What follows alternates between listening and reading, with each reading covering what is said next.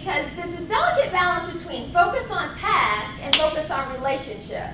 You know, I do want to focus on the task. I want to be somewhat assertive, but I know if I go too far with that, I can completely alienate this person, and now I've irrevocably damaged this relationship and maybe caused more problem than I should have had before. Oh, come on in. Come on in. We were just waiting for you.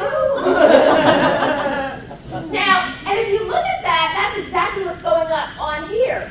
These are the more lenient responses, and it becomes progressively more assertive. What's the problem if we're too lenient? What's the problem with a number 1 or number 2 response?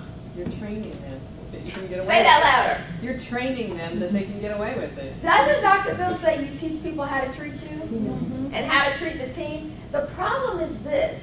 As soon as you kind of excuse the behavior, you're not only sending that message to them, who else are you sending it to? Everybody. You're sending it to everybody else. Because guess what? Now when he comes in next week and says he doesn't have his stuff, I've set a precedent.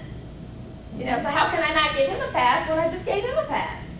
So, you know, that's really the difficulty. And if you're too harsh, what's the potential problem?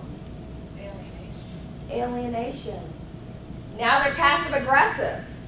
Now they're like, oh, this is how she's going to be. Well, you know, I'll just let her drive over a cliff. I'm not going to say anything. You know? Or it's like Mark was saying. I mean, maybe I don't have that legitimate authority. Maybe they really are volunteering their time. I can't be but so aggressive with them. I have to be very, very careful about that line.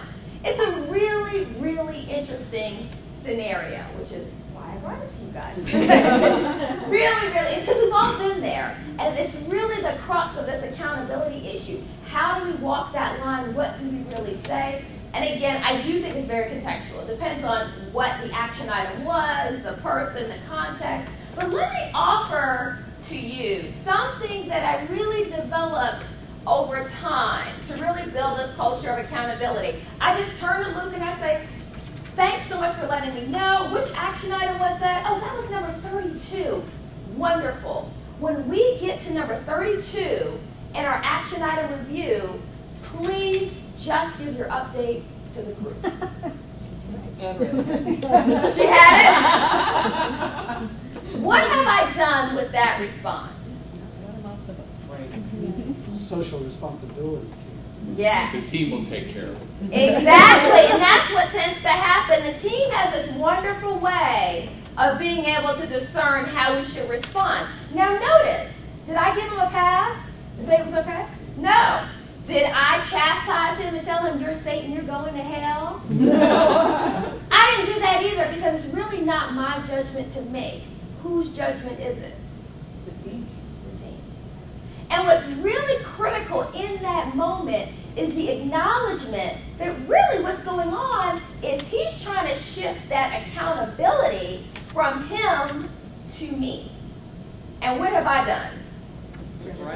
All I've done is put it back on him. No value judgment, that's not for me to make, but I've made a clear statement saying running up to me right before the meeting is not going to work.